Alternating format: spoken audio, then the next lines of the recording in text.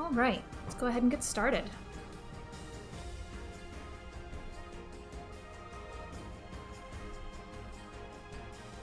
Alrighty, welcome back to Crusader Kings 2. We are going to be starting a new campaign tonight.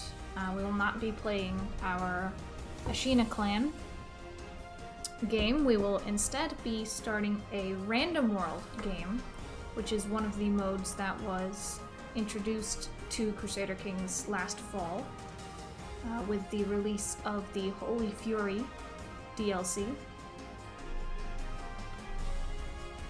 So I'm going to go ahead in here and start a new game.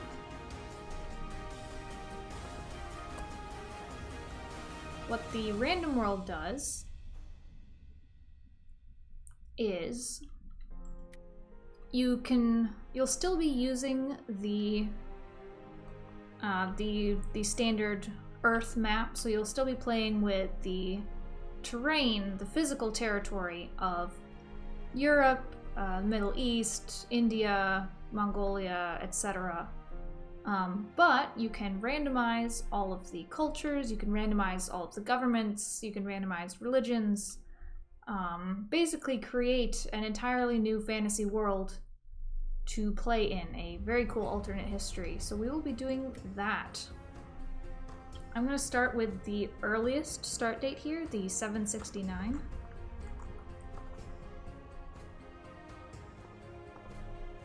And I'm going to go ahead and open the randomize world interface.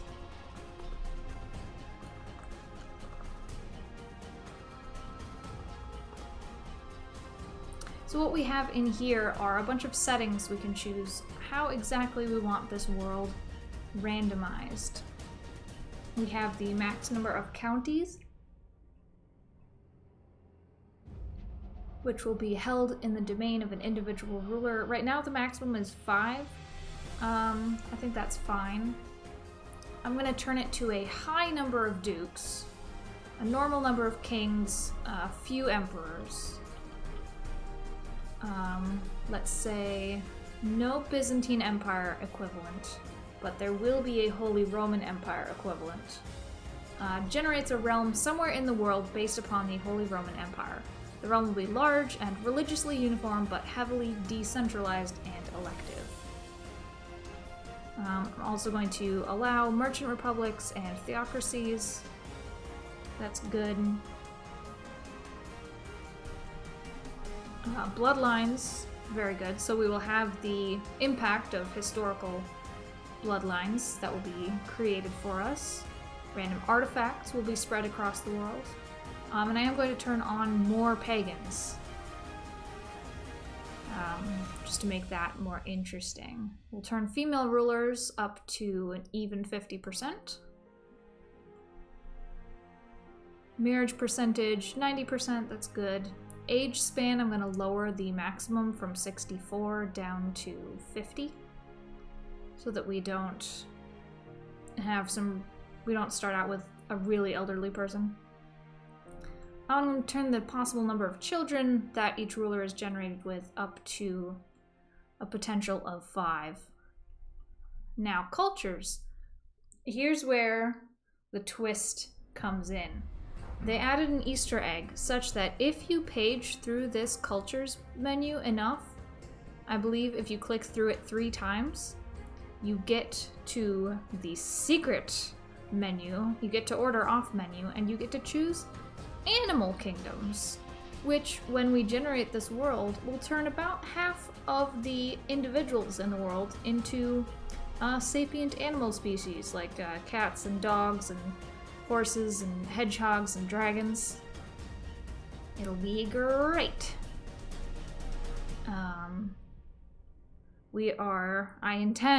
I very much intend to play as some sort of animal kingdom. We will take over the world for the animals. Religions, random. Individual county religions and their groups will be kept together but will appear in random locations on the map. Religion features will also be randomized, as will religion and culture names. So we're going to generate entirely fantastical cultures. Holding slots in each county I'm gonna set to historical. I like that because it sort of corresponds to the friendliness of the terrain. So you're not gonna see a county in like, you know, northern Russia near Siberia with 7 holding slots. Like the terrain there just really cannot support 7 settlements. Whereas, say, in Central Europe, you might be able to do that. Or, you know, Constantinople. Historically, there's a ton packed in there. So, holding slots, historical. Holding types, balanced. The number of feudal counties will be comparable to the number of tribal and nomadic counties combined. Although I do believe they're going to spread them out across the map, so feudal rulers might not be where we expect them. Technology will be randomized. Each culture and religion group will deviate to some extent from the ideal technology levels for the year selected. So some areas will be technology rich and some will be a little behind. Title names will be randomized. So kingdoms, I believe, are given a random title based on one of the duchies contained within them. So the Kingdom of England could instead be called the Kingdom of Mercia, or the Kingdom of Northumberland, or the Kingdom of Winchester, or something like that. And as well, the de jure setup of kingdoms and empires will be randomized. So there will be, you know, kingdoms will exist in slightly adjusted places from where we're used to. So, let us generate this world. It's going to take a moment here. Has to think about removing all of this data and starting fresh.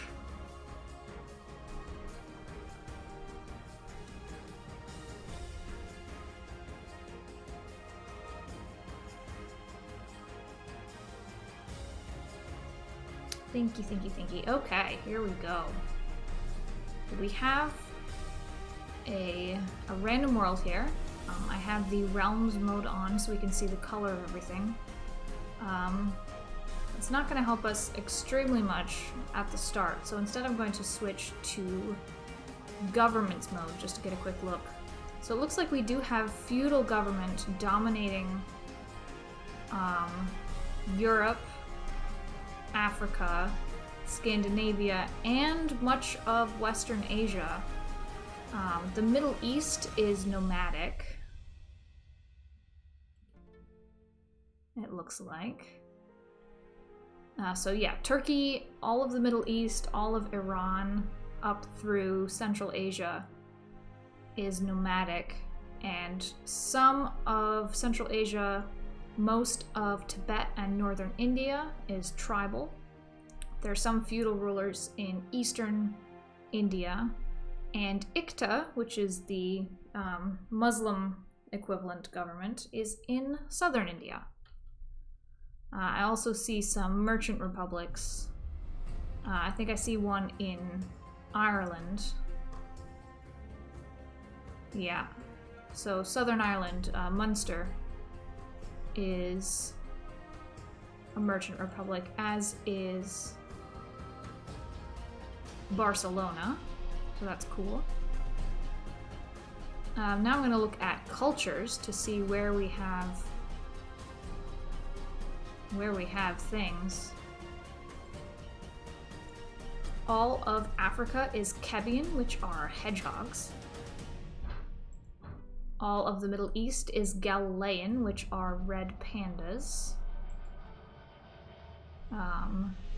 Much of India and Tibet are Cholamandalam, which are dragons. Mongolia is Kangayan, which are geese. Central Asia is Tobolian, which are cats.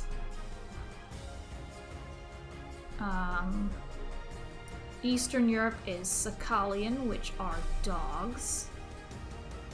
And North Central Europe are Pesti, which are horses. I believe that's all of the animal cultures. Oh, no. Ireland and Wales are Gwynethian, who are bears. So that's very exciting. Oh my gosh. I'm gonna look at religions here.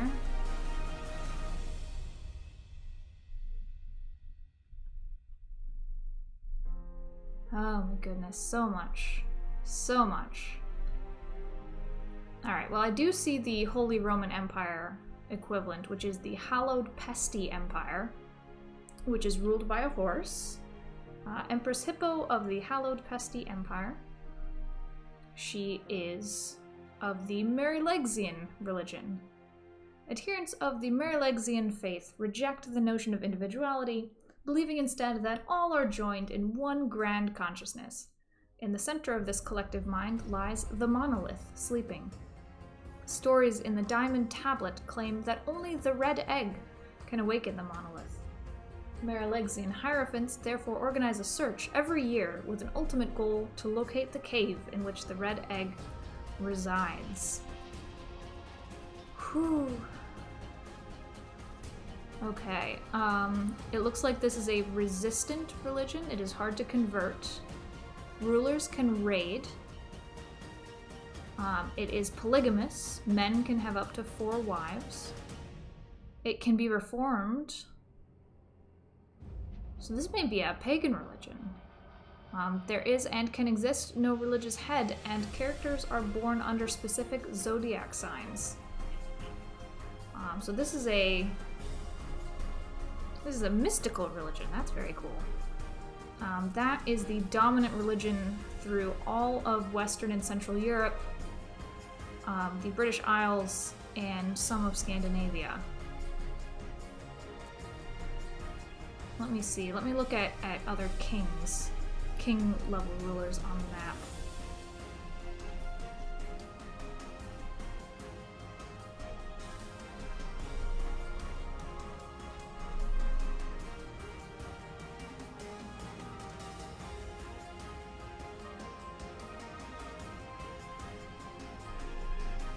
Actually, you know what? I'm gonna look for a duke. I want to start as a duke.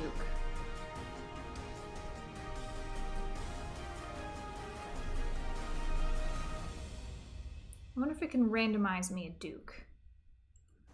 I want to play... No, it's just randomizing me around everyone. I think I want to play a duke in Africa so that I can be a cool hedgehog.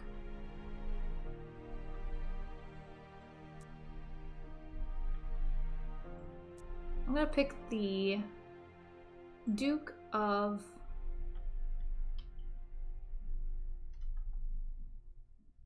Let's see. The Duke of Cyrenaica. Cyrenaica. Oh, I shouldn't pick something I can't pronounce, huh? Alright, the Duke of Tunisia. Whose name currently is Duchess Amy, but I'm going to customize her. So this is the Duchy of Tunis. It is independent. It is Kebian, which is the hedgehog culture. Fertility plus 25%. Plot power defense plus 20%. Can raid with ships. So they're sort of like Berbers in that way. And they're of the Wajdan religion. In the Wajdan faith, ceremonial dance is seen as the most important aspect of worship. Both men and women meet together to dance, preceded by a host of priests. Song and music are always present, and the sung texts are often directly quoted from the Code. Their holy text, the Code, tells the story of the great love between the architect and the vengeful ancestor. It is said that before their falling out, the architect and the vengeful ancestor danced together constantly. As they left each other's side, night and day was created. This is also a pagan religion, it looks like.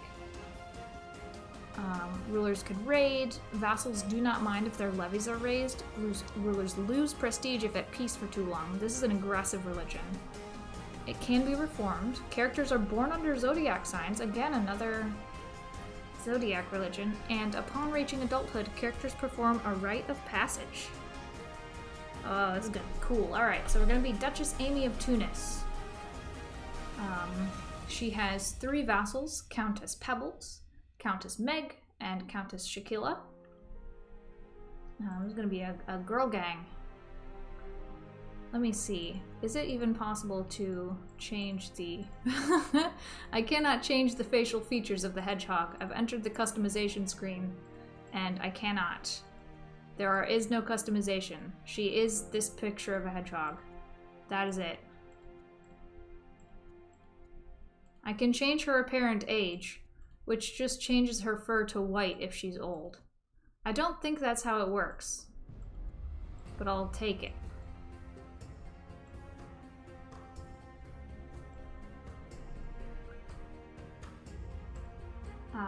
We get to design a coat of arms for her. So we've been given the pagan set of designs. I'm going to start with a color scheme. I'm going to pick, for my primary color, I'm going to pick green. And my secondary color, I'm going to pick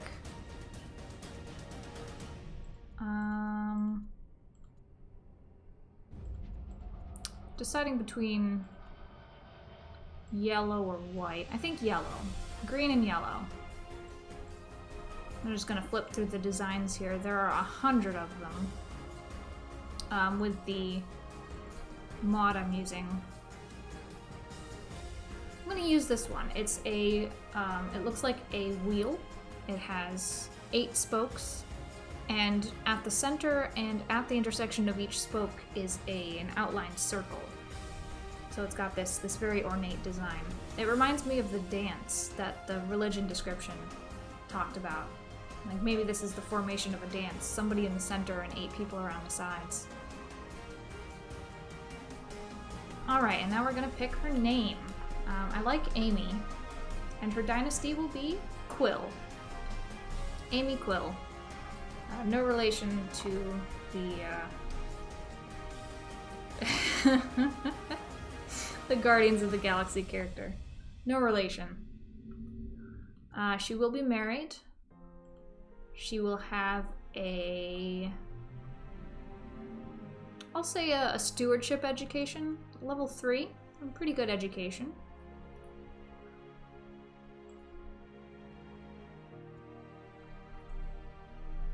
She will be...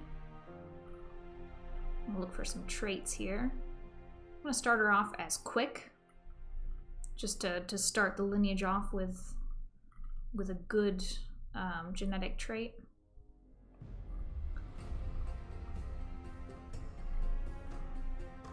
Ooh, I can pick a zodiac sign for her. Oh, wow. I've never dealt with the zodiac system in this game before.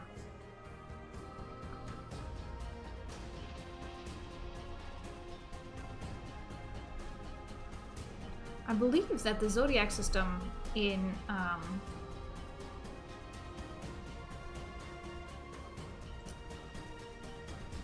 Crusader Kings mostly comes up if you go to the Hellenic religion, if you restore Roman paganism. Which I've never done, so I've never seen it. I've made her a Capricorn. This character was born under the sign of Capricorn, which is commonly associated with curiosity and steadiness. Martial -1, learning +1. I don't know. I don't know what personality traits I should give her. I feel like I want to give her... I'll give her stubborn. That's kind of a negative. And I'll also give her brave, which is a positive. Stubborn and brave. And we'll see what else we get along the way. And then I'm going to subtract... It's given me the age of 30 to start with, but I'm going to subtract... Oops, not add 10. Subtract 10 years. Really? I can't change her age, huh? I guess she's 30. Alright. Well, then I better give her some kids. I'll give her a son and a daughter. And then we'll see if she has any more. So, Duchess... Oh, I can't use the same name. Alright. Let's randomize. Duchess Pincushion of Tunis. Pincushion Quill is just a delightful name.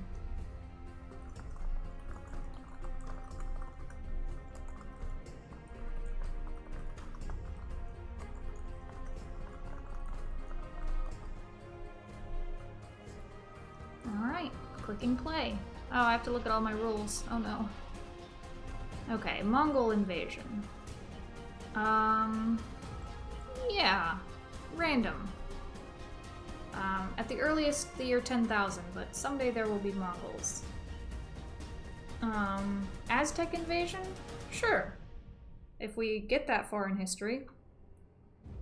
That's a 13th century thing. Generate families on exclave independence.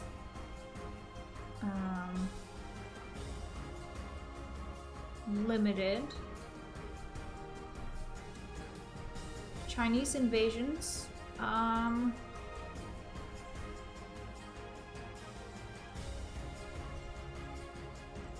Yeah, I think China should exist. It might be, you know, we'll call it Fantasy China. Turkic conquerors. Turn those to random.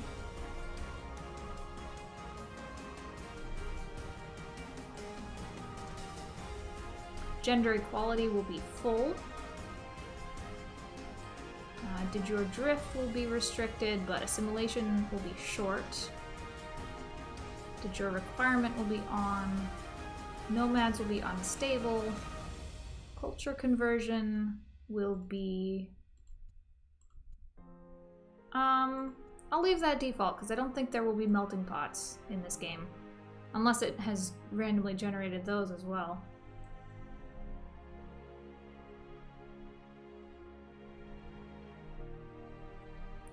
Custom realms are on. Pagan Reformation is on.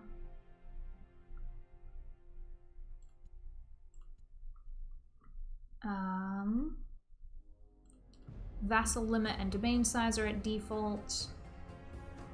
Crusades are on, although I don't know if the historical crusades will be available.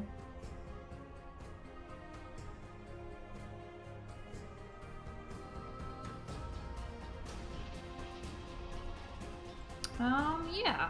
Alright. I'm gonna turn Iron Man on. Iron Man mode off for this. Let's get started. Let's see what music the game decides to play for a hedgehog.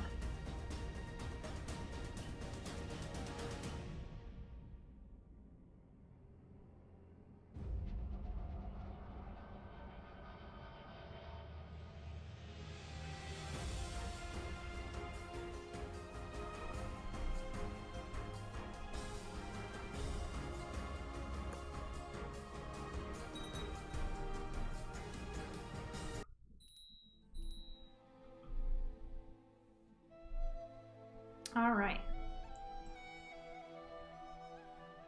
So we are feudal. I like this soundtrack already.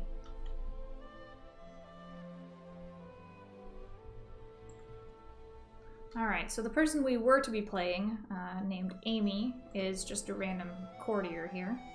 She's married to a hedgehog named Punk, which is very good.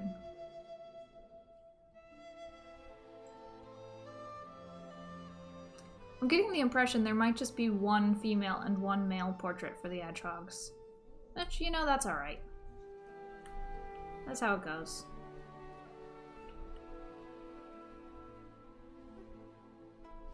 Alright. I'm gonna look for an ambition. I want to groom an heir.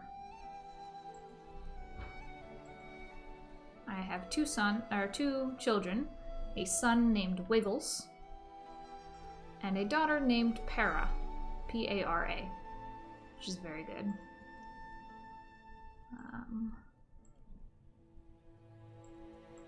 I'm going to designate some minor titles here.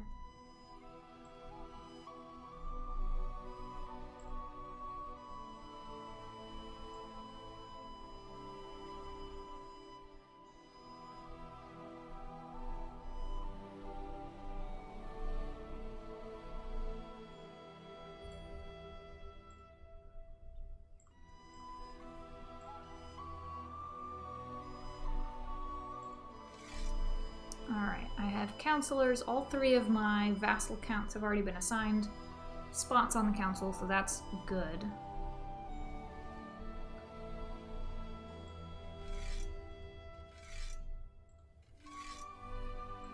I personally hold 3 counties, it looks like, and I control 4 others, 2 of which are held by the same vassal count. The de jure Duchy of Tunis controls 5 of these counties, so at some point I may be able to grab the others away as de jure holdings. The duchy, or sorry, the kingdom that we are entitled to is, oh my gosh, it's a very strange shape.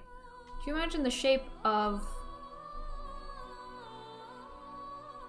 It's like an H, where one stroke of the H is the, like, center of the North African coast.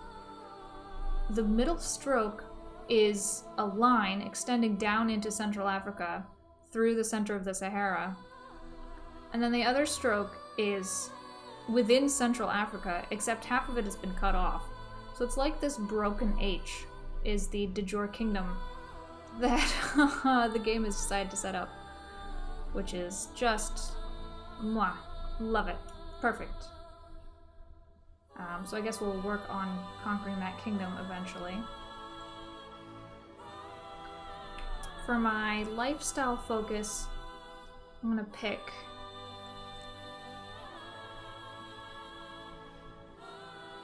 I think I'm gonna pick scholarship for now. That will lead us down a scholarly road. Get us some more technology. So our religion, let me check on that. So our religion is dominant in the western half of Africa.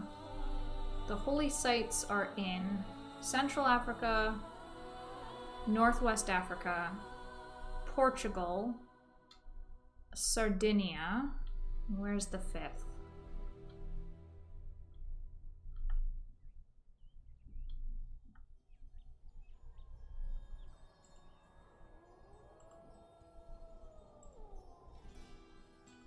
I'm checking the religion screen to find the 5th one.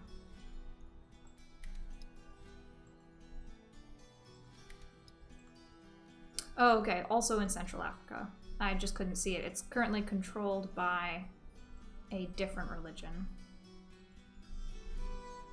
A ruler who is something else.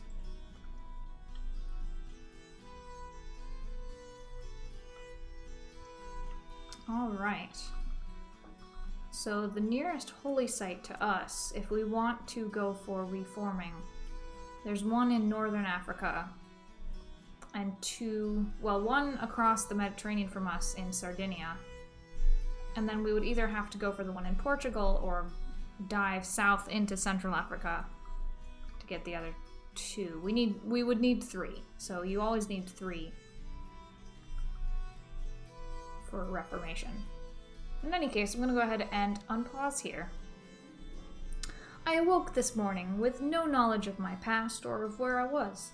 I was assured by confused servants who, assuming that this was some prank or test, told me that I am their ruler.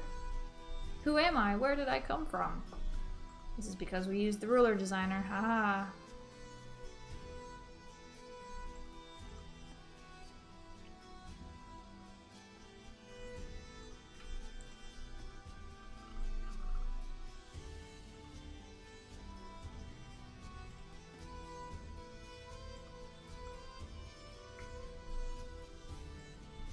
well, I'm going to go ahead and start building my scientific observatory. You have begun construction of an observatory. It will take some time to collect all the necessary materials and get everything in order. I can't wait.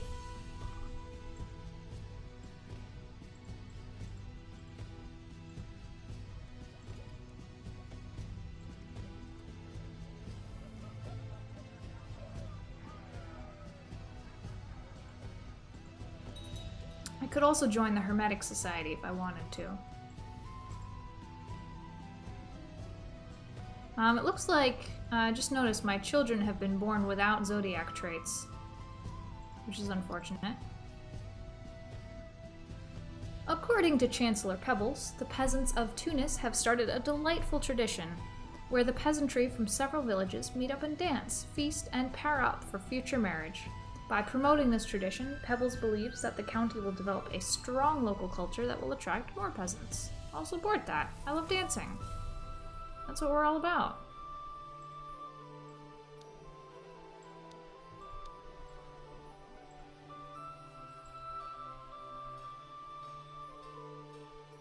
Just looking at our technology, we have high shipbuilding, which implies that we should go raid at some point. We have decent, relatively decent military tech, which is like, it's all at 1 star or slightly below, but bad culture tech. Let me zoom out and see where else in the world. Oh, okay, so Europe, Southern Europe, right across from us, has the highest construction technology, like economy tech. And one pocket of Central Europe, as well as Southern India, has the highest culture tech. That's interesting. Oh, your observatory is finally ready. It is with great anticipation that you prepare to make your first observations. I wonder what strange things I'll discover.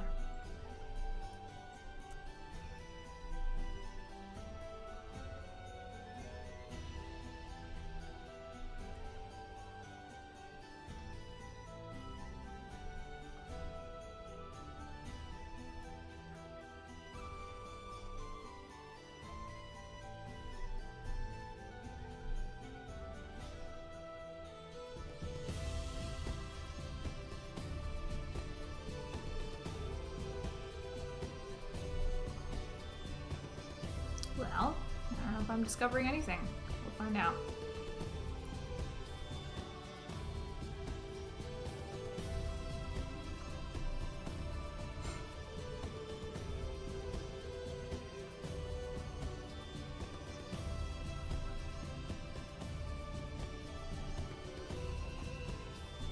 Oh wow, there's a queen ruling to our west directly, who is the founder of a bloodline, Queen Sam the Hammer.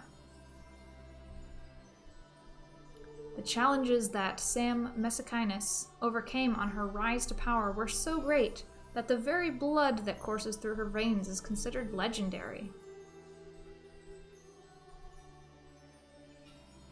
Monthly prestige, 0.25, vassal opinion +5, personal combat skill +5, periodically attracts the service of great warriors if our religion. That's very good. I should get into her bloodline.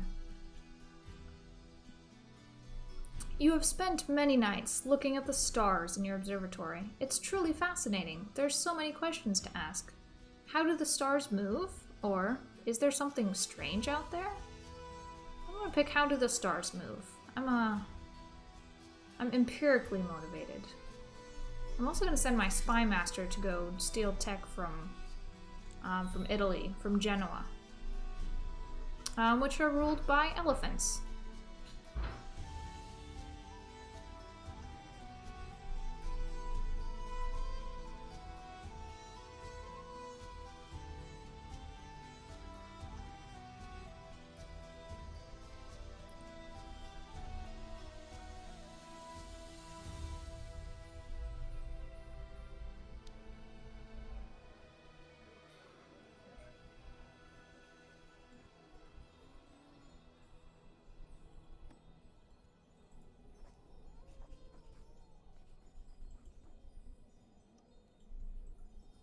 and give the honorary title of cupbearer to my 2-year-old Wiggles, so that he starts earning some prestige as my expected heir.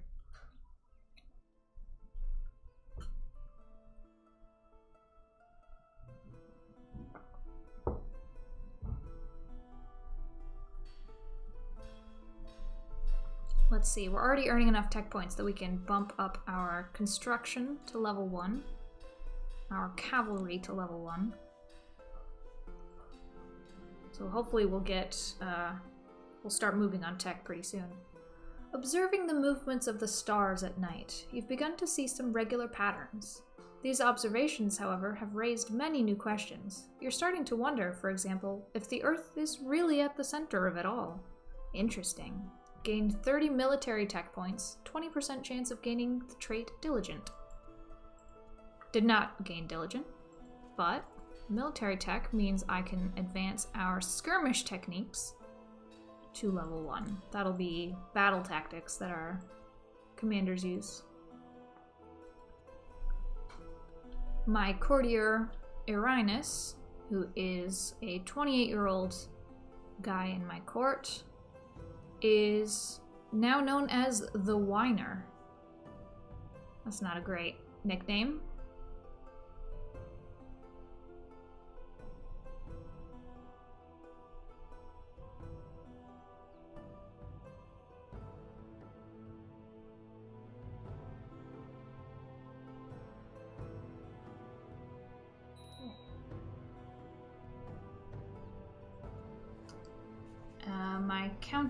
My vassal Countess Pebbles is the leader of a plot to fabricate a claim on my title. What? I can imprison her. For that, Countess Pebbles is now safely locked away in my dungeon awaiting her fate. Can I take her title away?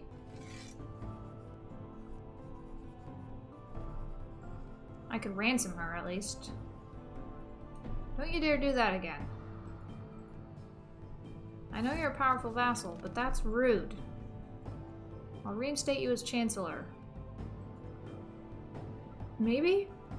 Maybe I can't. I can't reinstate somebody after I've fired them. Whoops.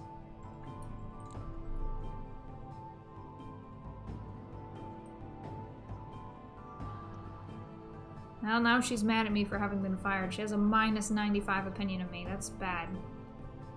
That's bad, folks. Oh, we've been at peace for too long.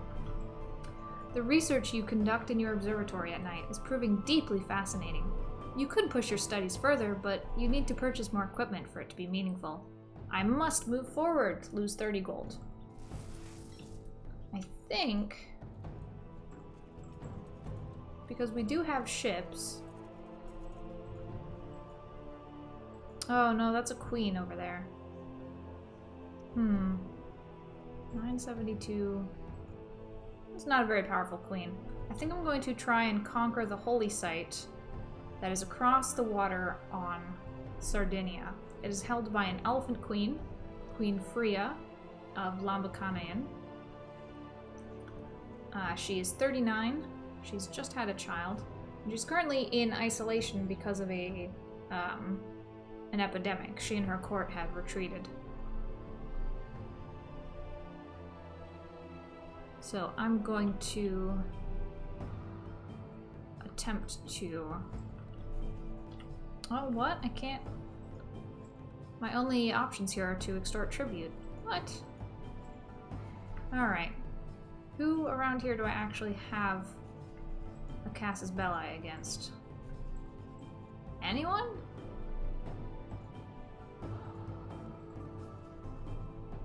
Can I not attack across water?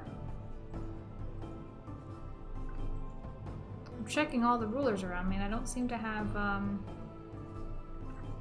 war declarations against any of them. That stinks. I'm gonna go ahead and fabricate claims across there, and then I guess instead I'll go raiding. I'll raid her instead of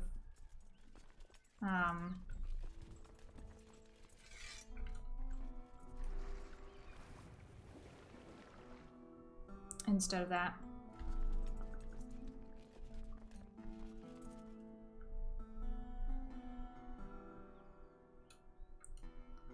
raise all my levies, march to my shipyard, turn them all into raiders. Let's see, our little model here, it looks like a Viking, actually. Certainly not a hedgehog. It is a bearded man in a chainmail shirt with a blue hood. He's holding a round shield and a sword. I'm gonna go ahead and get them onto our ship and send them raiding over to Sardinia. Raid them while they're down.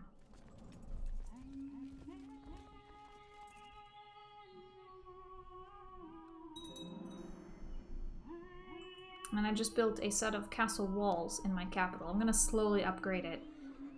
Currently the only upgrade we had was a shipyard. So building castle walls and then building a town upgrade will give me some more income. Lately, I've become afraid that someone might want to hurt me. I'm thinking about hiring two food tasters, and maybe a bodyguard would be a good idea. I can choose to have a chance to become paranoid or trusting. I'm gonna choose trusting, but it didn't fire. It was only a 45% chance.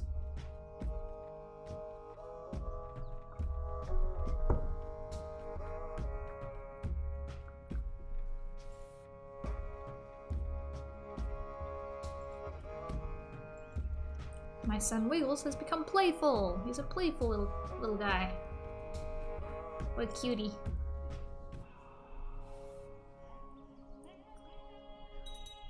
I can't really say there's much to describe about these hedgehogs. They sure are hedgehogs, is what I'll say.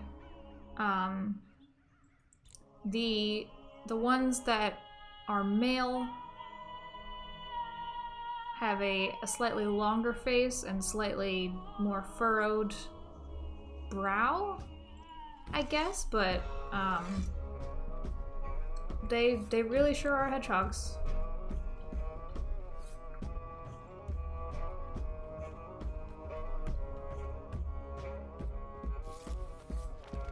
My spy master has sent news from Genoa. My liege, the people of Genoa have progressed beyond our own technological level. Oh wait, this guy's name is Punk.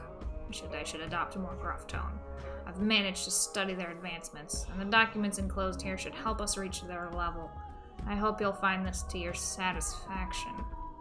Your humble spy master, Punk. Wonderful. Gained 50 tech points in a random category. And that will let me upgrade our siege equipment to level 1. I've looted Cagliari.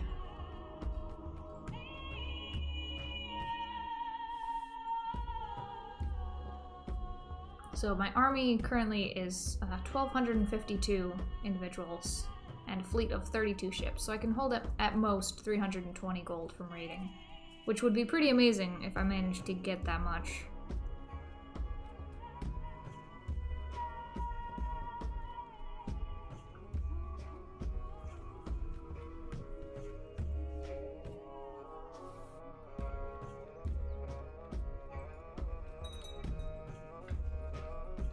I've looted the town there of 8 gold. Oh, wait, no, that was the church. Now I'm looting the town.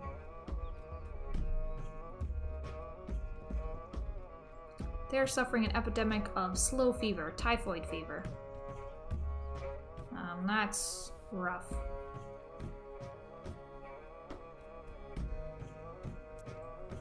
I should see if I have the level to build hospitals when I can. Your nightly studies of the movements of the celestial bodies are increasing your knowledge of a great many things. You feel that you're getting closer to understanding the universe. I sense a harmony out there. Gain 100 military tech. I don't know why military tech is what I'm gaining from this. I can invest in melee techniques. I'll bring that up to 1. Now the only military tech we don't have is military organization, which is the one that increases like our supply. Alright, moving further up the island, I've I've exhausted that province. Time to move on to Oleastra.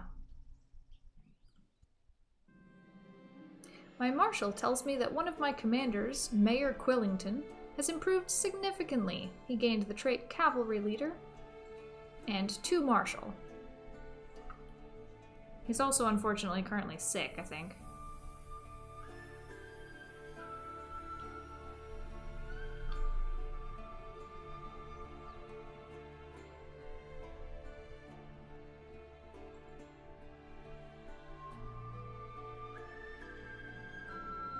A sudden gurgling and feeling of pressure in your gut is all the warning you have before you're forced to make a dash for the privy. Uh-oh, I'm getting sick.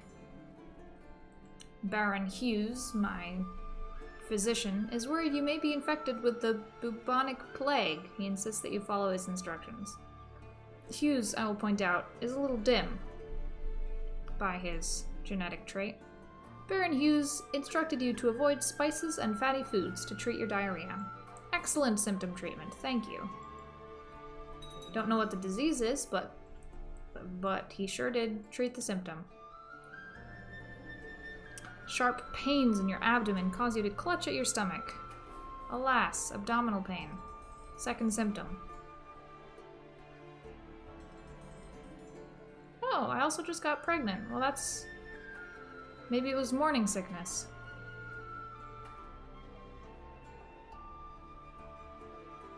That would be a little silly. One moment you're shivering, the next you are sweating, and overall you just feel awful. Alas, I've got a fever.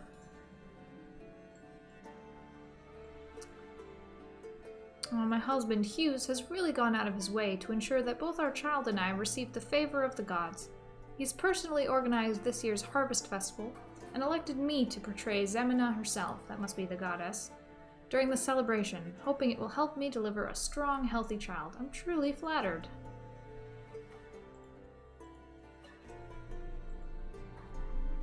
Portraying Zemina during the Harvest Festival is a very enjoyable experience. An entire crowd of petitioners has come to my palace to get my blessing. They all shower me with words of gratitude. Many of them have even brought sweets and cider to serve as small offerings to the goddess. I can choose. Oh, great. I can choose to become either a glutton or a drunkard. Boy, they're both rough. I'm gonna choose to become gluttonous. But at least I have the blessing of Zemina, plus 25% fertility, plus 15 sex appeal. For 5 years. I've looted the castle of Oleastra. Oh, I've contracted typhoid fever. What? It's not even in my province. Did I get it from raiding?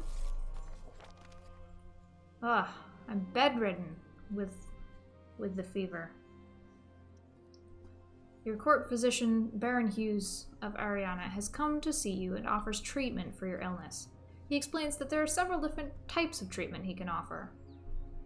Because I'm brave, I'm gonna say, come on, I insist, let's try something new. I'm pregnant and bedridden. I need all you've got. Working in your laboratory, I'm getting the scholarship events at the same time. Lately, you're often frustrated by broken equipment, weeks on end of cloudy weather, and frequent interruptions by curious intruders and animals. It's very hard to maintain concentration and get anything done. I must persist. The truth is out there. 30% chance gained diligent, 10% stressed. Got neither. Baron Hughes buckled the last strap, securing you on the operating table. I will not lie to you, my lady. This will be excruciatingly painful, but it must be done. You tried to protest when Hughes brought out the saw, but due to the calming potion he had made you drink, you slurred the words beyond comprehension. Curses, may the vengeful ancestor strike Baron Hughes down, gain the trait one-handed, and severely injured, and it didn't even cure my measles. No, my typhoid. What? You took my hand. What the heck, dude? Now I'm an amputee, and I still have typhoid fever. Why did you think that was gonna help? My guy?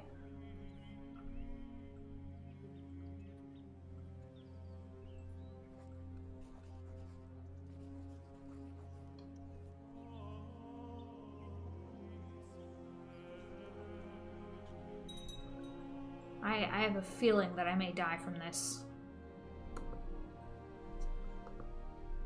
My husband has enlisted the help of some of the women from our staff to cheer me up and keep my mind off the pregnancy while I wait for the child to be born. If nothing else, it will be nice to have somebody to talk to when I'm not dealing with my duties as Duchess. Plus 0.75 health. I'm guessing that's not helping a ton. I have a total of... yeah, I had a total of -8 or something from all of those disease and bedridden and my hand cut off. Duchess Pincushion feasts with the gods at age 33. She died of the slow fever. Born with unparalleled genius, Pincushion was known for her sharp and brilliant mind, always looking for new problems to solve and new opportunities to exploit. And now I am Duke Wiggles, a 4-year-old, I think. Having no skills with which to keep the realm together, his rule may be doomed to fail. Long live Duke Wiggles. Great. So my baby sister, Countess Pera, has inherited one of the 3 counties. So I now have multiple vassals. Which is extremely good.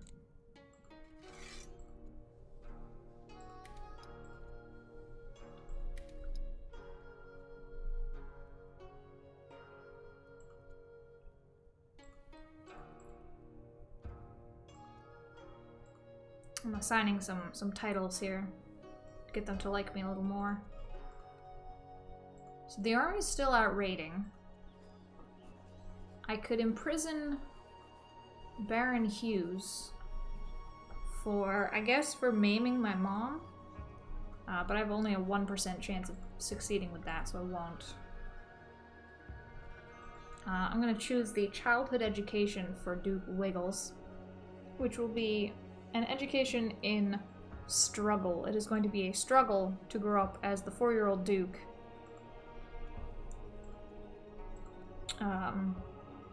With vassals who all kind of hate you.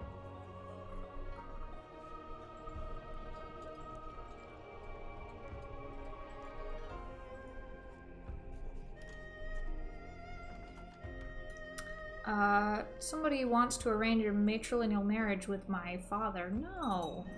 Don't take my dad. I like my dad.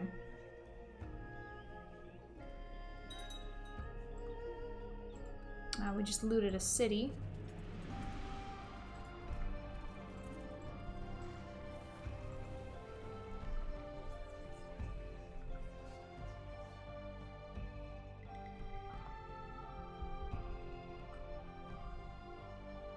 Now we're moving to the west side of the island to loot Arborea.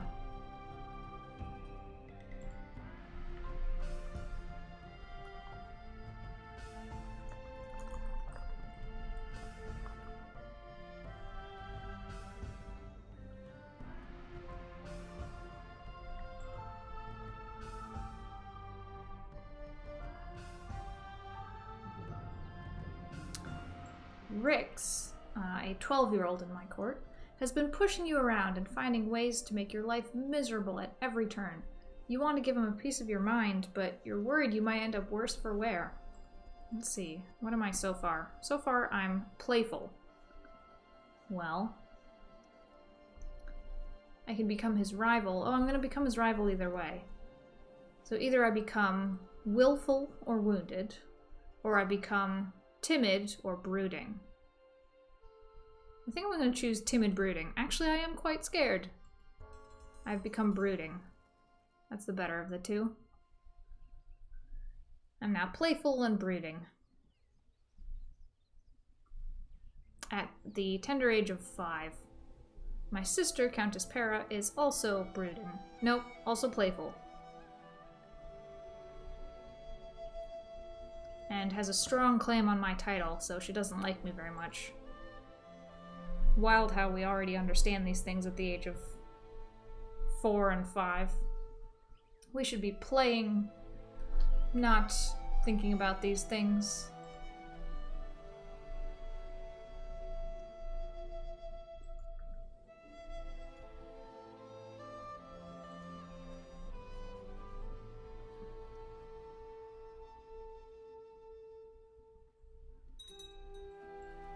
looted the castle.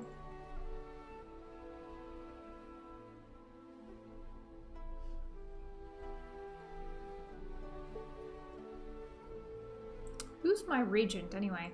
Countess Shakila. She's 39. Oh, she's great. She's got a 4-star stewardship education. She's a little homely, but that's fine. She's 39 years old. She's charitable, diligent, and kind, but shy and craven. So not a military-oriented person, but that is, you know, that's just fine.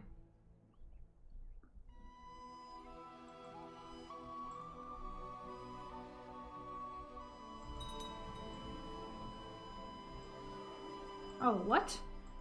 We just destroyed a temple by looting it. Holy cow.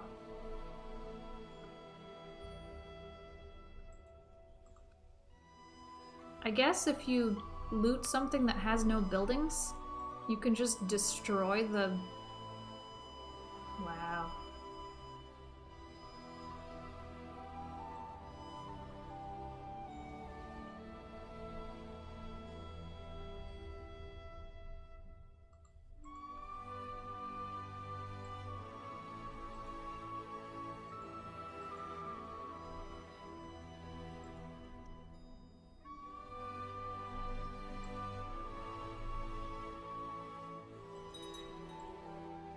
Alright, looted the town. The towns are the most lucrative. That town gave 30 gold.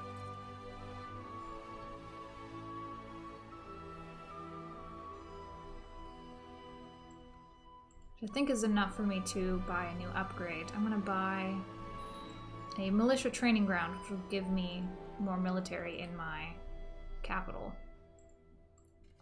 I'm also going to send my marshal to train troops there to get me a bigger army, because 2 of my countesses are scheming against me to get me to give the council more power, which wouldn't be terrible. I mean, it's not a terrible faction to deal with.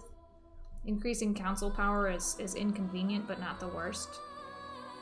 But I'd still rather not have it happen, as long as I can.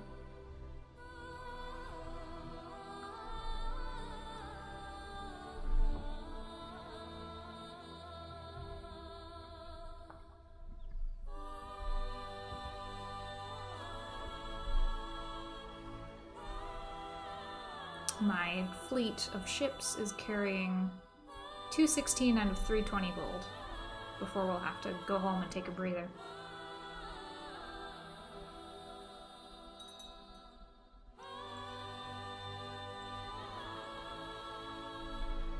Alright, so we've now moved up to the northwest of Sardinia. That was the castle in the county of Torres. We're now besieging their temple, and then it'll be their town.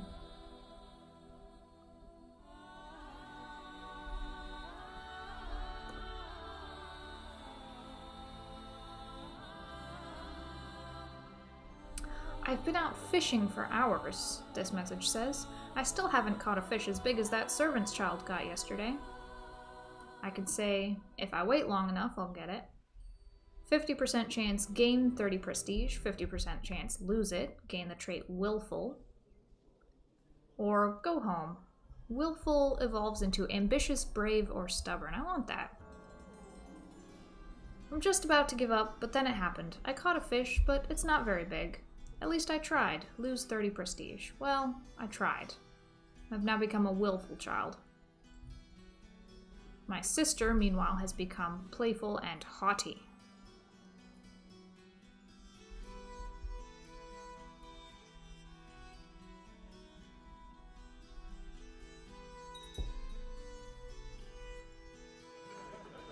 Looted the temple for 17 gold.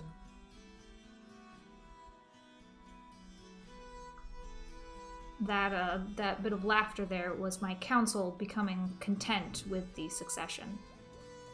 Councils always go through a period of discontentment after a transfer of power, but after about 2 to 3 years, they accept it.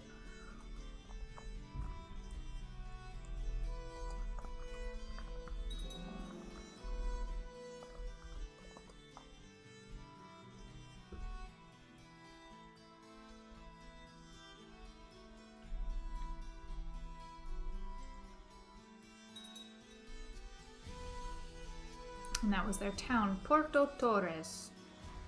Now we're going to move up to the northeast.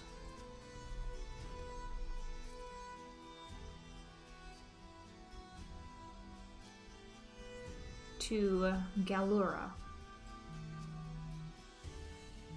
I'm honestly quite impressed we've been able to loot this whole island without having to take a trip home.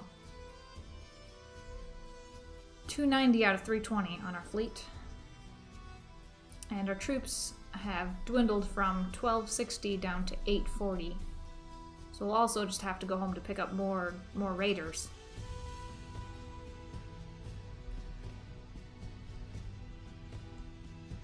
The queen that we're raiding has raised her army of 970 troops, but they're not confident enough to attack us because this is a mountainous island.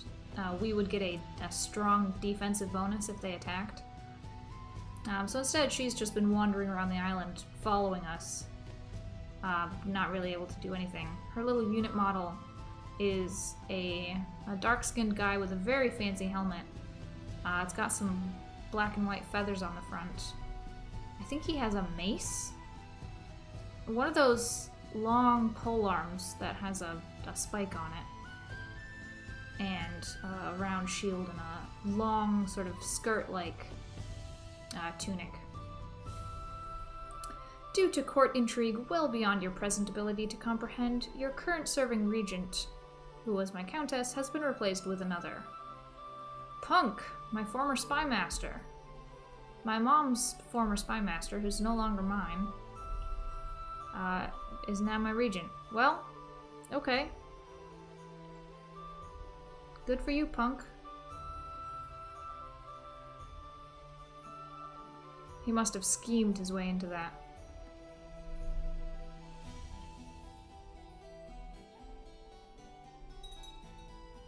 Looted the castle of Olbia. Now for the Temple of Nuoro and the city of Posada.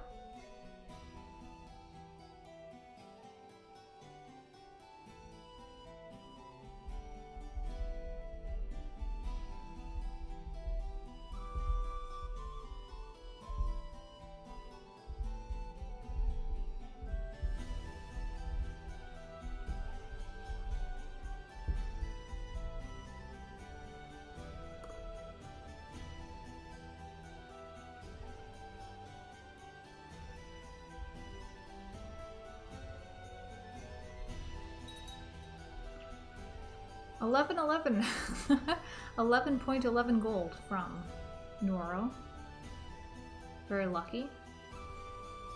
And I believe we have just enough space on our fleet to loot one more. We're carrying 314 out of 320.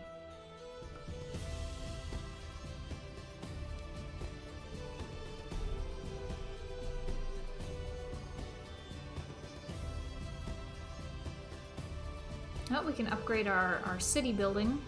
Cities and temples, economy tech. That was our one that was closest to its upgrade. We're not gaining nearly as much tech points as our mom was. She was very learned. But we're gonna make do. Alright, Siege of Posada, looted. Time to march back onto the ship and go home. Return with our loot.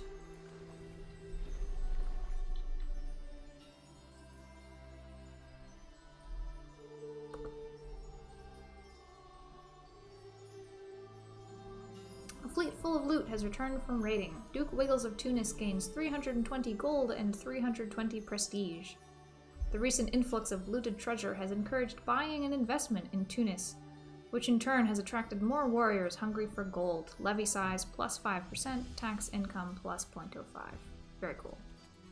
I'll let my raiders stand down for a little while. I'm gonna upgrade. I'm gonna build a keep, which will increase my levy and garrison size by wait, no. I'm gonna upgrade the castle town. I want to increase in making more money.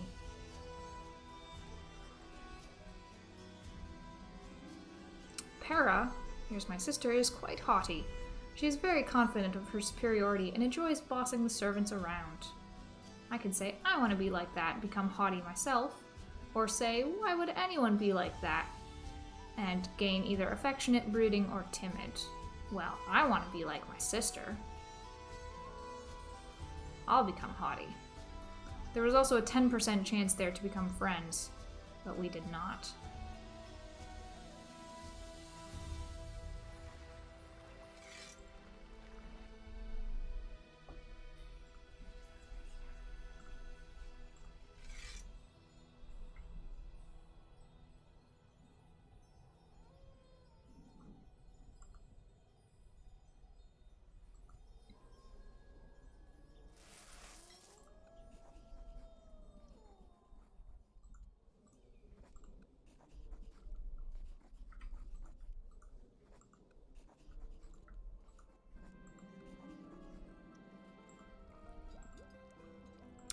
I saw Ringo, another courtier of mine, being chided publicly for stealing food from the personal stores of the Duke, but I know he was elsewhere at the time.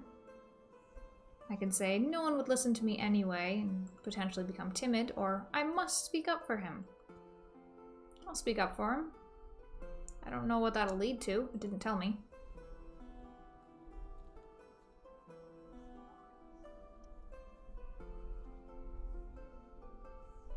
Looking at our elephant neighbors, this is the ruler of Sicily, who is King Jumbo of Ivoria.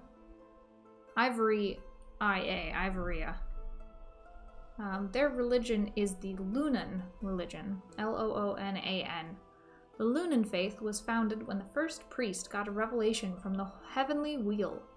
By using her own blood, the priest penned the Book of Illumination and passed it on to her followers. Since then, many other priests have had revelations, though all of them about disease and how the world will end.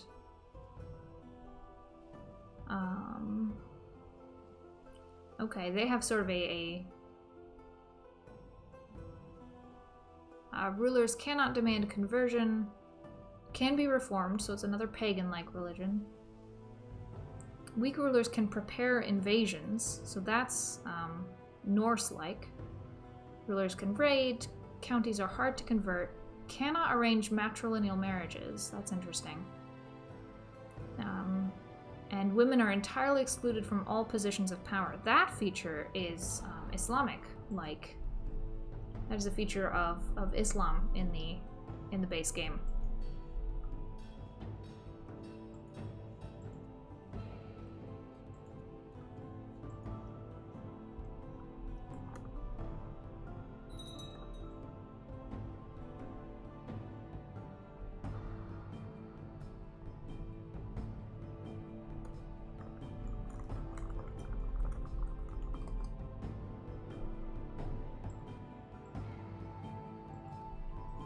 Alright, one of my countesses passed away and left her counties to 2 different children. So I now have to pick one of them to be my chancellor, and they're both bad. So I'm gonna pick neither. I'm gonna pick my dad. I like my dad. I want my dad to be my chancellor.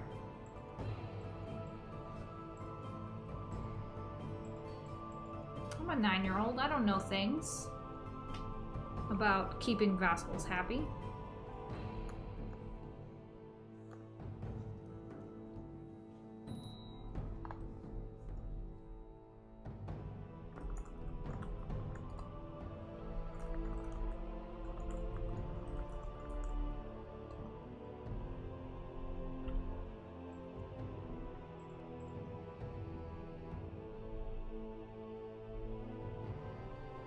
Not a lot happening in our neighborhood, huh? I'm gonna turn the speed up. I was at 3, now I'm gonna go up to 4. Money's been disappearing from the treasury. I suspect my regent, Punk. But there's no proof. I suspect corruption. Something is rotten in the state of Tunisia. But I successfully built a castle town in my capital, which will give me more money. I'm now earning 12 gold per year from my capital, Tunis, and 9 gold per year from my inland county, Majerda, which will hopefully continue to go up, and I should also go raiding again soon.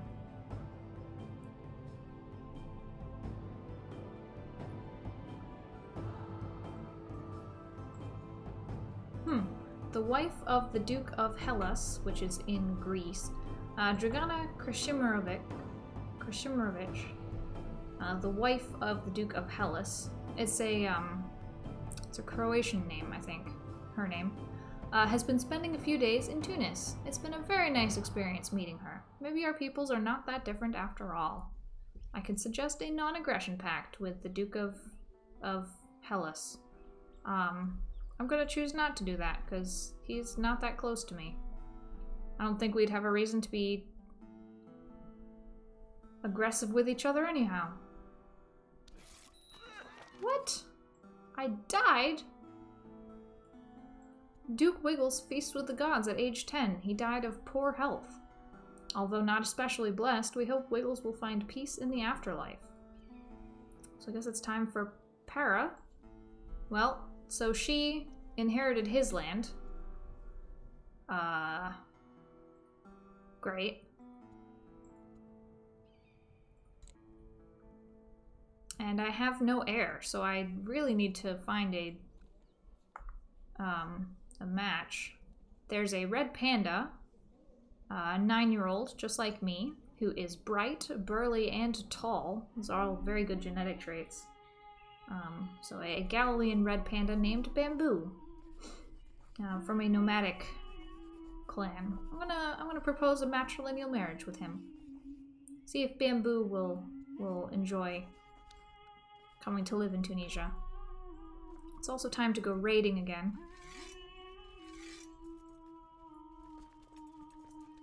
Everyone, stand up.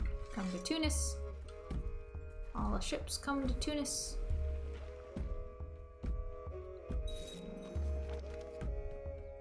And the the father, whose name is also Bamboo, says, "To the proud Duchess Para, peace be with you. I've decided to accept your suggestion of a matrilineal betrothal between Duchess Para and Bamboo." Okay.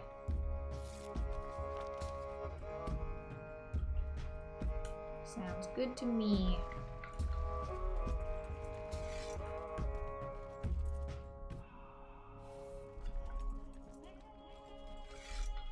I'm gonna see, where is the most wealthy around us to raid? Well, the true answer is nobody. I'm gonna go raid the island of Corsica, because I didn't hit there last time.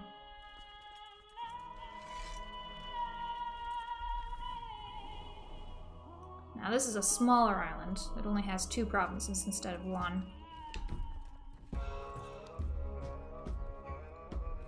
So then we'll probably have to move on to mainland Italy.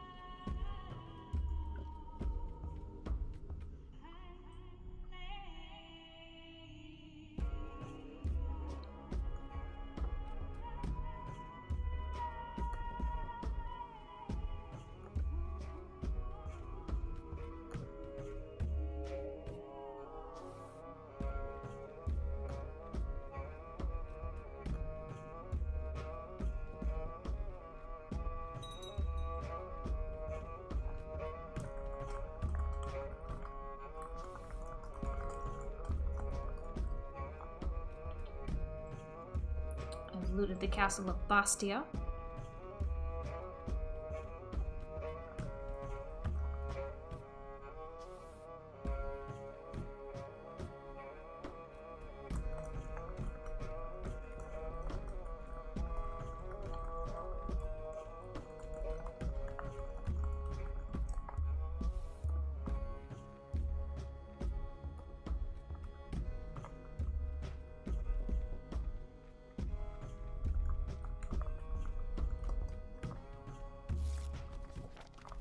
Oh, I have a new regent.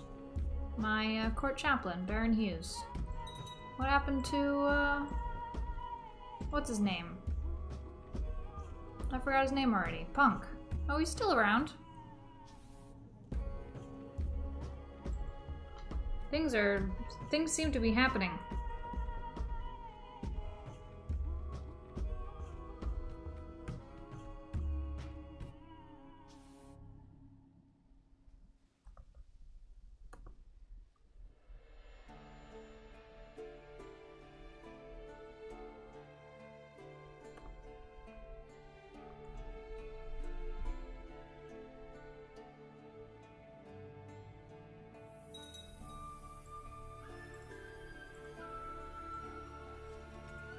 I'm gonna have to fight a small battle. Ooh, bottle?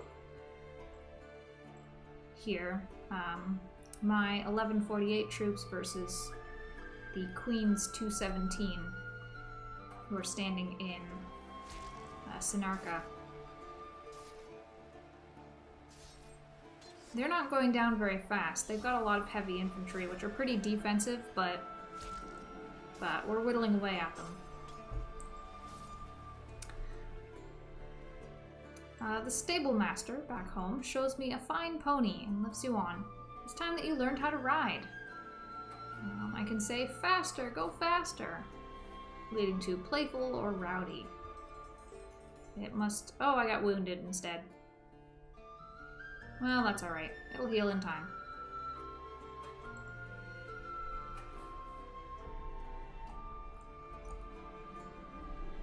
It's getting late, but I lost my new vest while I was playing somewhere. If I come back without it, everyone will think I'm sloppy. I have to go look for it, or I can explain when I get back. I'll explain. I'm diplomatic.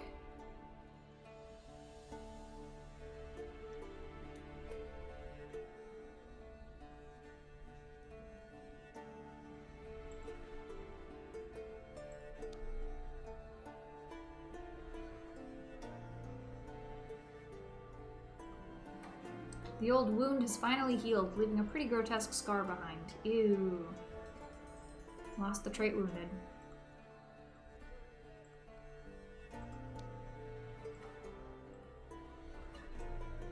Just built up 2 militia buildings in my 2 secondary provinces.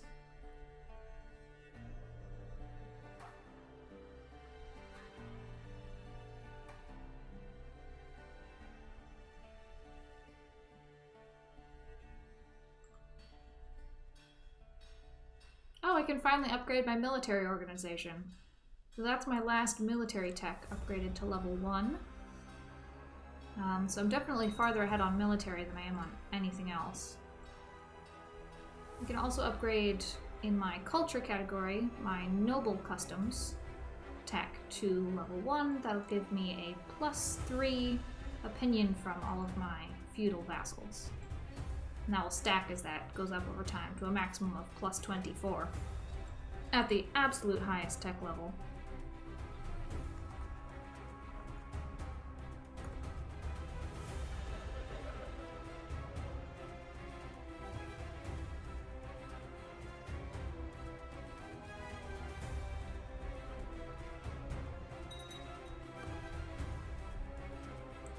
Looted Bonifacio, which was a temple. I am pleased to hear that after a period of peace and shrewd management, the county of Tunis is doing very well. People are happy, and the tax collectors are reporting record intakes. Tunis prospers. It's gotten up to prosperity level 1 out of 3.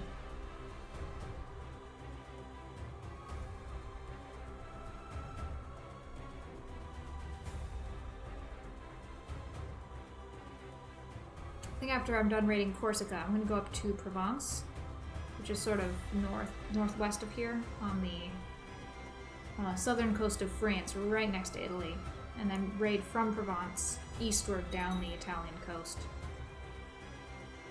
One of my countesses just died. I need a new spy master. One of my countesses has a intrigue of 8, so that'll be good enough.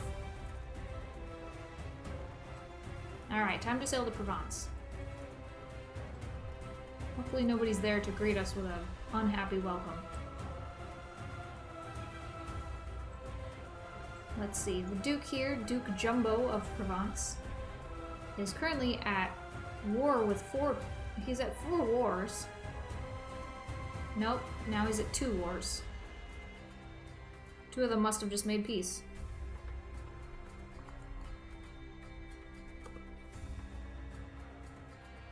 Alright, well, in any case, his army seemed to be somewhere else. I'm gonna loot his coast.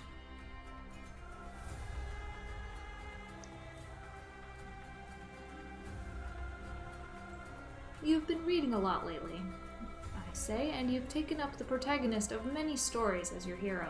What makes them so wonderful? They were great... Okay, so each of these will give me some traits. They were a great leader, gained diplomacy and stewardship. They were a great conqueror, gained martial. They were a great thinker, gained learning, or a great lover, gained intrigue. Well, my lowest stat right now is martial, so I think I'm gonna go for them. They were a great conqueror, gained 2 martial to make up for that.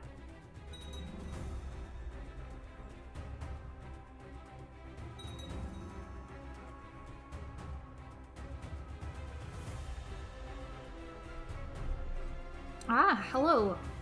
Welcome. You have not missed... Well, I shouldn't say that. You missed some weird things. So we started a randomized world, which has notably animals all over it. We are a hedgehog. We started as the Duchess Pincushion Quill, which is maybe the best name I've ever come up with. Who was in her 30s, and then through a extremely unfortunate series of events, managed to get the typhoid fever, get pregnant, and then her physician decided that the way to treat that was with an amputation. So we cut her arm off and left her severely injured, and the combination of all of those things led to her extremely untimely death. So then we played as her son, Duke Wiggles. Wiggles Quill for about 5 years. He inherited at age 4. And, you know, he was a fine child, but apparently unhealthy, just born with a poor physique, because he just died at age 10. So now we're the only remaining member of this family. Duchess Para, who is 12. I was just turned 12.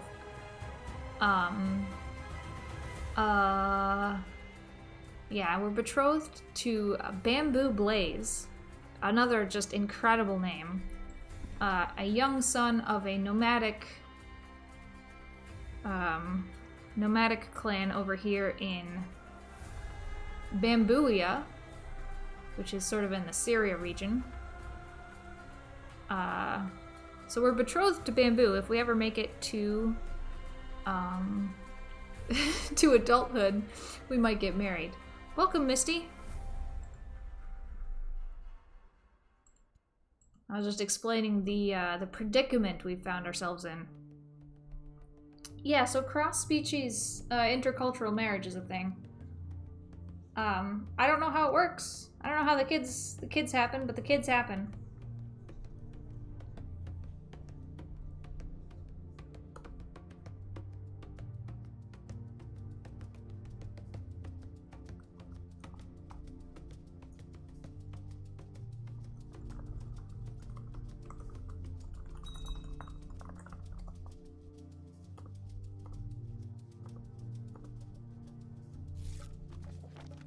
Uh-oh. My marshal, who has been increasing my army size in Tunis, has written to me. This is Mayor Quillington. He's a nice-looking gentleman. I say that with tongue completely in cheek because all of the portraits are the same.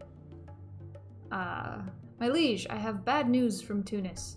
My attempts to increase the county levy have met with nothing but failure, and the reason behind this is Baron Hughes of Ariana. He has been nothing but trouble since I arrived, and has used his wide influence in Tunis to hinder all of my initiatives. Curse him. That's the incompetent physician who cut off my mom's hand. What a guy.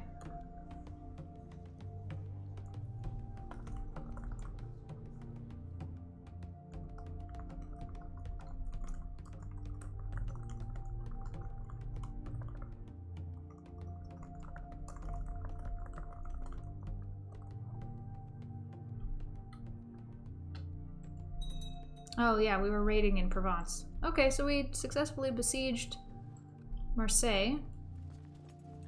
We've lost some of our soldiers doing so. We're down to 890 out of, I think, 1,100 that we started with. And I need to pick an education for myself. So each childhood personality is linked for or against any of the 5 personality traits. She has bonuses, so willful links to martial, playful links to intrigue, and brooding links to stewardship.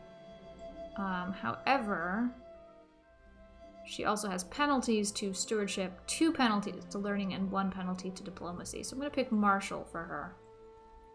And while I was deciding, her willful has evolved into ambitious. I will be the greatest, she said. Ambitious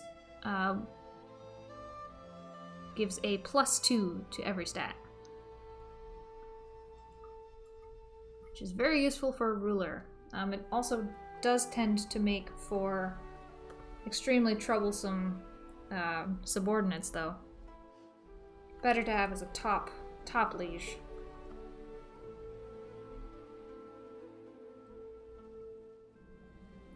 Now that you're nearing adulthood, you feel that you should start taking different responsibilities from your regent. I'll show everyone what I can do, gain gregarious or proud, or I still have a lot to learn, gain just or humble. Well, since I'm ambitious, I'm gonna say I'll show everyone what I can do. I've become gregarious.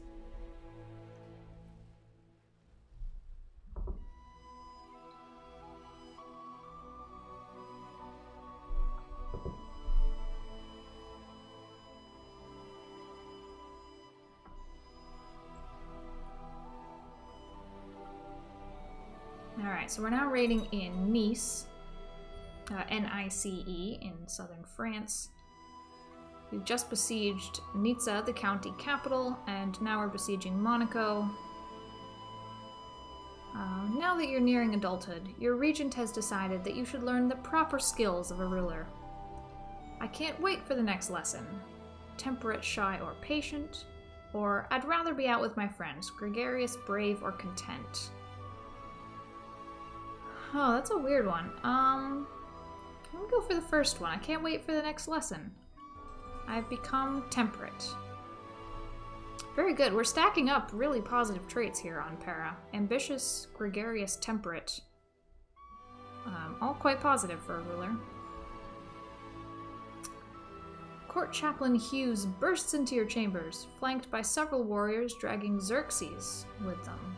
Xerxes, as far as I can tell, is a courtier at the court of one of my countesses.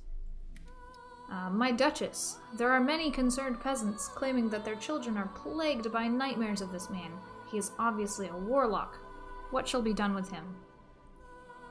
Burn him, throw him in the dungeon, brand him, or let him go free. I'll just brand him. He's just a dude. I don't think he deserves death.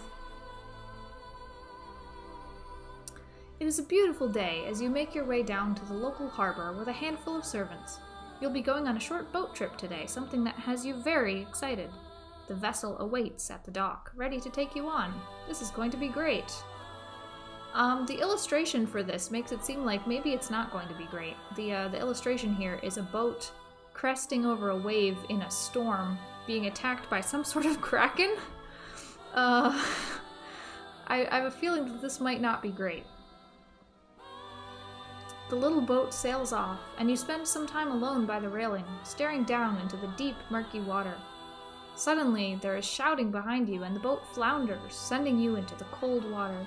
You desperately try to stay afloat, but without knowing how to swim, you soon sink beneath the waves. Someone sabotaged the boat. I died! What the heck? Oh my gosh. After a lineage of 3 characters, your line has ended with the death of the airless Para Quill. With a score of 966, you have not accomplished anything. Oh, goodness. Okay. I wonder if I can load up this world and pick another ruler. Because poor Pincushion Quill did not have an auspicious lineage here. That was an extremely untimely series of deaths in this family.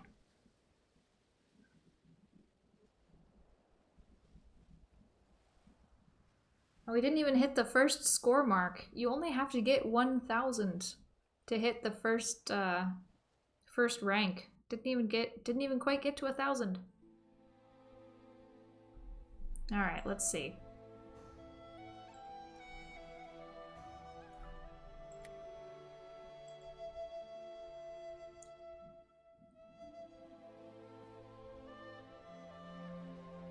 Alright, so I've loaded the autosave here, which is the same, except that we can pick a new character. So instead of Tunis... Goodness gracious. So the purple culture here are all hedgehogs. Called Kebians. Galileans are red pandas. The Cholamandalam over here are dragons, I believe. The Kangayan up here, what are they? Oh, they're ducks. As you do. The Tobolians are cats. The Sakalians are dogs. The Lamarchans are elephants. The Pesti are horses. And the Gwyneddian are bears. So that's all the animals in the world. I think I might try and be a bear.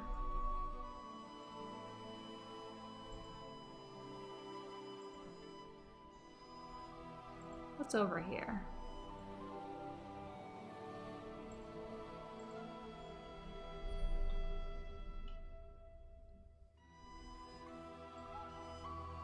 I can be Queen Blizzard the Monster, who's currently at war.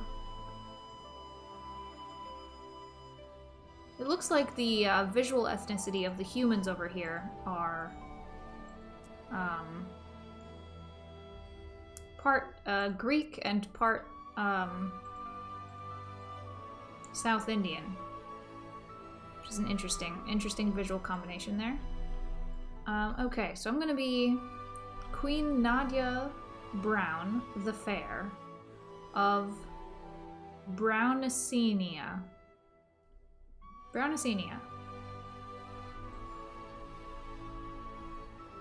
They are Gwyneddian, which is the bear culture, which gives you 15% morale of armies, plus 10 personal combat, and the Marylegsian religion. Adherents of the Marylegsian faith reject the notion of individuality, believing instead that all are joined in one grand consciousness. In the center of this collective mind lies the monolith, sleeping. Stories in the Diamond Tablet claim that only the red egg can awaken the monolith. Marylegsian hierophants therefore organize a search every year with an ultimate goal to locate the cave in which the red egg resides. Rulers cannot demand conversion, priests can inherit titles, rulers can raid infidels for loot, counties and characters are hard to convert, men can have up to 4 wives, there is no religious head, characters are born with zodiac signs. And it can be reformed, so this is a pagan, a non-organized faith. This is one of the reasons I do not play in Iron Man mode when I'm doing these weird random worlds, because it is unfortunately very easy to accidentally mess them up in that way. Alright, let's see. What is the de jure kingdom here? Oh really, we have it. We're like right on top of the de jure kingdom. So it's Ireland and a bit of southwestern Wales. Then there's the de jure kingdom of Shaggyland. Okay, hold on. This is the de jure kingdom of Brownacenia. So that's good. That's what we have. Then there's the de jure kingdom of Shaggyland, which is Cornwall, sort of south central England, and the rest of Wales. Then there's nope, hold on. Where's this kingdom? Goldscalia, which is sort of the London, Eastern England area, as well as sort of the Netherlands, some of the Netherlands across the Channel. Then there's Lactentizesa, which is sort of most of like, I don't know, north central England. I'm really bad at this. And then there's Farniataland, which is Scotland, most of Scotland. Some of southern Scotland is in the other kingdom, and the islands north of it. So we have Brownacenia, which is the Iceland analog here. Oh, and we have a bloodline. Nadia is the creator of a bloodline. Monthly prestige, 0.25. Fertility, plus 25%. Vassal opinion, plus 2. Sex appeal, plus 20. And legitimizing bastards is free. So she's a beautiful queen, who's currently in hiding. I'm not sure why. I'm gonna come out of hiding.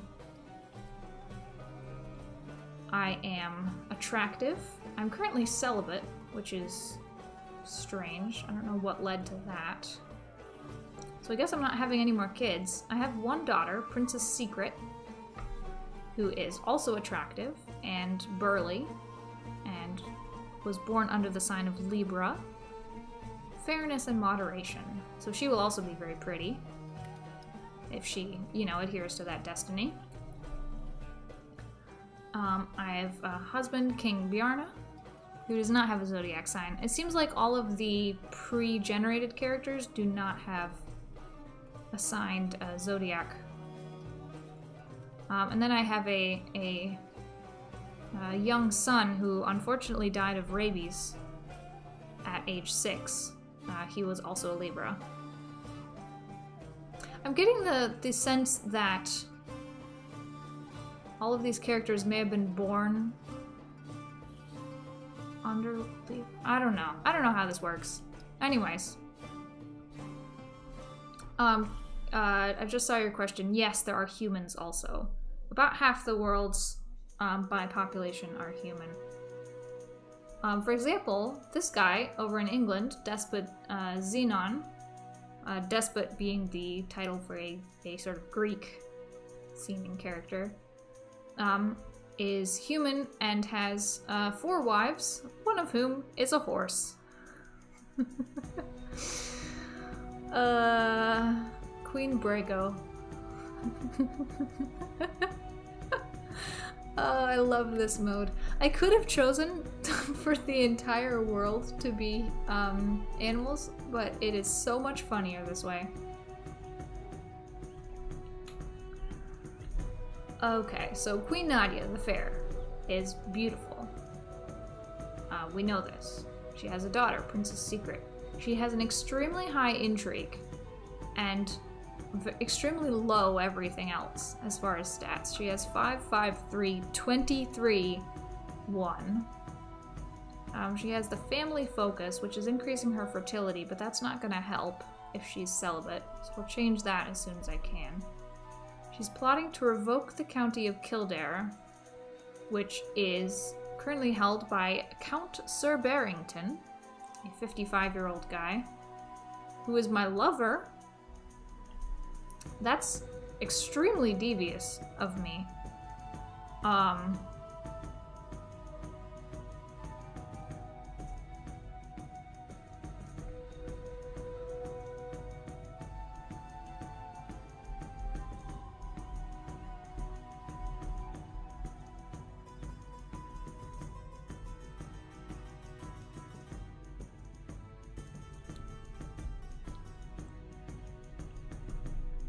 So I guess I'll leave that plot standing, although nobody's really wanting to join me in it.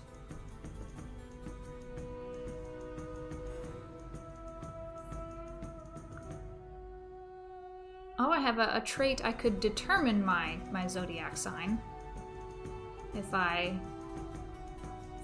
manage to get my learning above 6, I could do that. And apparently my vassals are upset about their levies being raised for too long, so I must have been at war recently, because some of these have a minus 35 about their vassals. Or about their levies, apologies. Designated regent. Oh, that's right, I have a merchant republic under me. The Duchy of Munster is a merchant republic, so they're you know, like Venice or Genoa.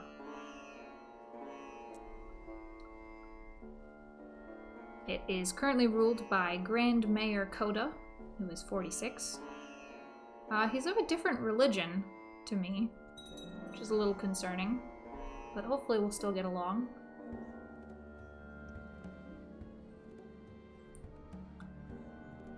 My steward is Misha Fur. Lots of peasants have been moving to the county of Meath lately. Your steward, Misha Fur, suggests building new roads in order to make it easier for the peasants to reach the central holdings. She insists that in doing so, the county would become more prosperous. I will let her oversee the construction.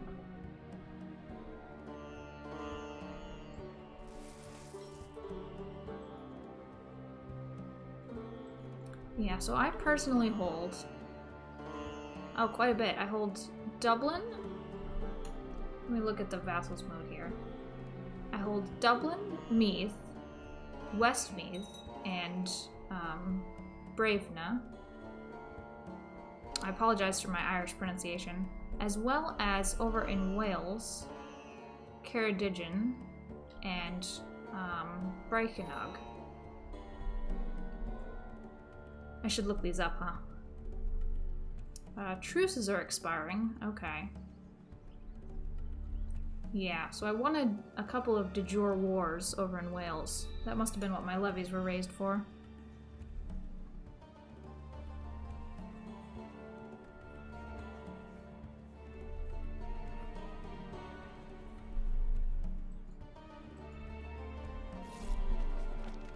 My Grand Mayor has sent me an invitation. Dear Nadia, I would like to invite you to join me for a small gathering of friends, to dine and drink and forget about the world outside for a little while.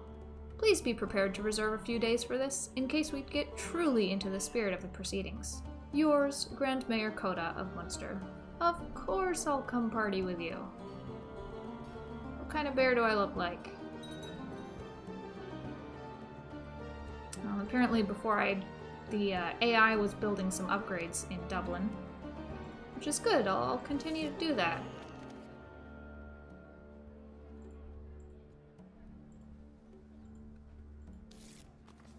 In Dublin and Tara, I'll build some new castle walls.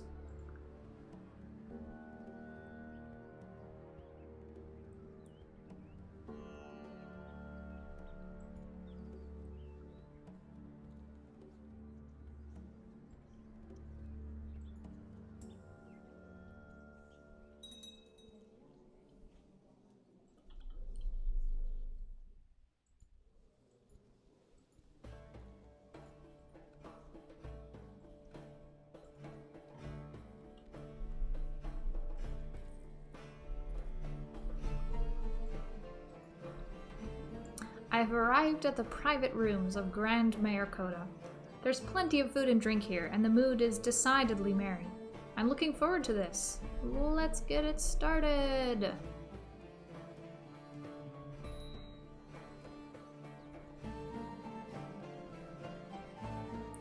These days of revelry are an excellent escape. So many laughs and so many intense conversations in such a short time. It brings me closer to my companions. I feel like good friends already. I become close friends with Grand Mayor Coda.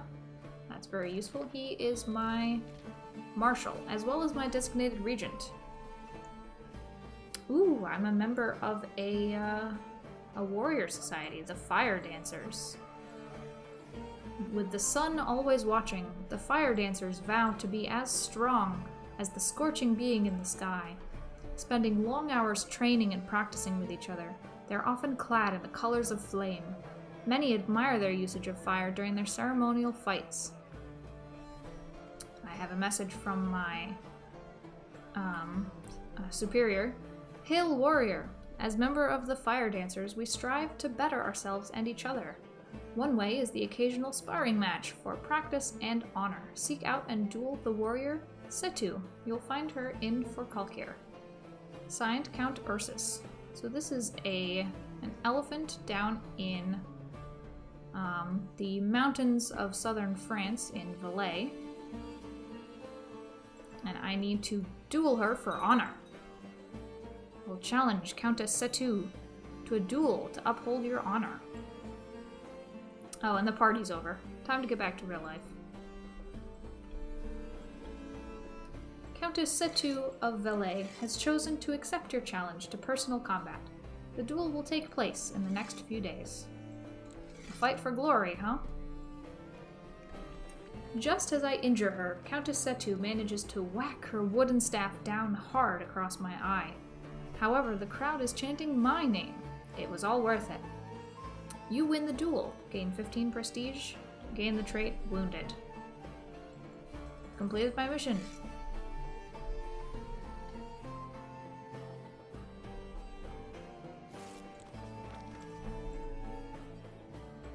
I'm gonna take a moment to check on the hallowed Pesty Empire.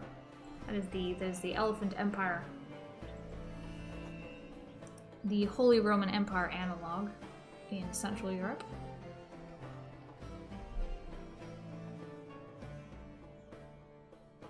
It is ruled by Empress Hippo, who is 30 years old. She is an elephant, despite the name. She is the founder of a bloodline, Hippo Marquis. That is her dynasty. Yeah, great conqueror of fame and legend, it says. With sword in hand, she would let no one stand in her way. Blood of Hippo. Very good. After the duel, Countess Setu of Valais asked me for advice on fighting. A little taken aback, I happily offered to train with her, on occasion. Today, she thanks me for being a good teacher, and a friend, she adds, dunking me on the back. Dunking? I don't know what dunking means there. Before she cocks her head in the direction of the sparring grounds. Again, why not, sister? Plus 25 opinion to us both. Budding friendship.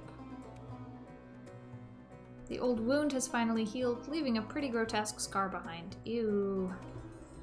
I've become scarred. That's alright.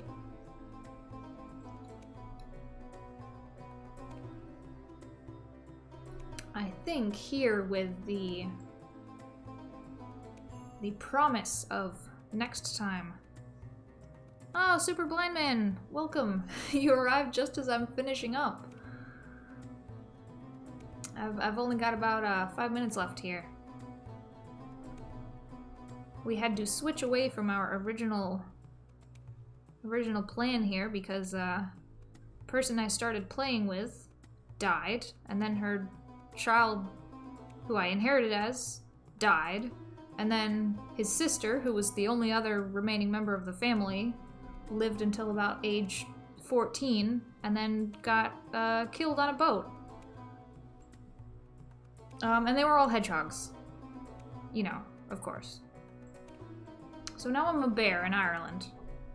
According to Chancellor Isbjorn, the peasants of Dublin have started a delightful tradition where the peasantry from several villages meet up and dance, feast, and pair up for future marriage. By promoting this tradition, Isbjorn believes that the county will develop a strong local culture that will attract more peasants. A peculiar tradition, I'll support it. Okay, 12.7 gold.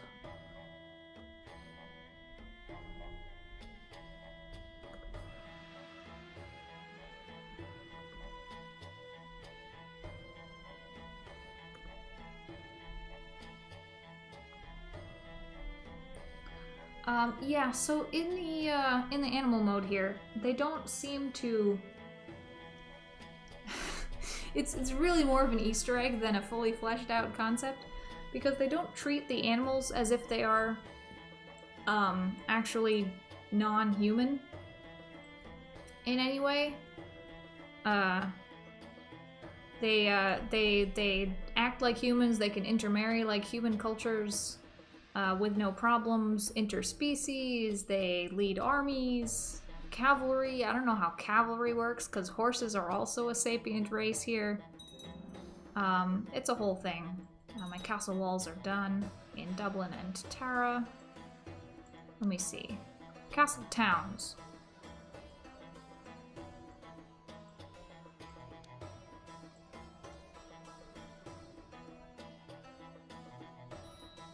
Sorry for giving you the mental image of a bear riding a horse there. Alright, my daughter, my only daughter, my heir, Princess Secret Brown, who is a Libra. Our religion assigns zodiac traits to everyone. She is attractive and oh no, a horse riding a horse.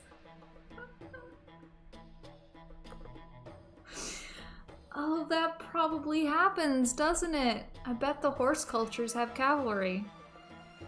Oh no. I hate it. Anyway, it's time for Princess Secret to get educated. Her only bonus is towards intrigue. Oh no, I need to find out if the horses have cavalry. Let me see, where are the horses in this world? I believe they're the pesty culture. I've encountered Duke Balu of Huicha, which is in central southern England, many times while carrying out my duties for the fire dancers, and it is always a pleasant occasion. We can talk for hours if the time allows, because he never bores me. While our discussions are often lengthy, we always seem to agree on the matters which are most important. I think this is friendship, I can say, or it might be more. You realize that you had a crush on Duke Balu all along and profess your feelings. Well, I don't know that I need to go that far. I already have a perfectly good lover, Count Sir Barrington of Kildare. Nobody can ever surpass Count Sir Barrington of Kildare. And I have a mission to loot my neighboring queen's capital of Taunton. Well, I'll accept that. I'll do that someday. Not tonight. I'll do that next time. For now, I will have to leave us on the burning question. That was my marshal telling me that one of my commanders had increased his military skill. I need to find a horse very badly. I need to find out if horses... That's a duck. Those are ducks. That's a cat. These are cats. That's a human married to a cat. That's a human. That's a dog. That's two dogs. That's a dog with a mask. Oh, the horses are in Denmark. Thank you. Thank you for that. Queen Becahest the Wise of Becahestia in Denmark. Does she have cavalry? She do. Oh, they have cavalry troops. I regret to announce that the horses ride horses. Horses on horses on horses. And with that terrifying imagery, I think that is where we're going to leave it for tonight. With dreams of horses riding horses. It's horses all the way down, baby. Alright. So this has been a not at all upsetting and deeply cursed stream of the animal mode in Crusader Kings 2. We will continue this next week. Hopefully it will get slightly less cursed, although I'm sure that it will be even more shenanigans the deeper we get into this weird world. I have been E. You can find me, as always, at CEL10E. And I'm planning to post these all to YouTube, so no worries about missing anything. I do keep all of my archives. So, with that, thank you for tuning in, and good night, and don't dream about horses on horses. Bye!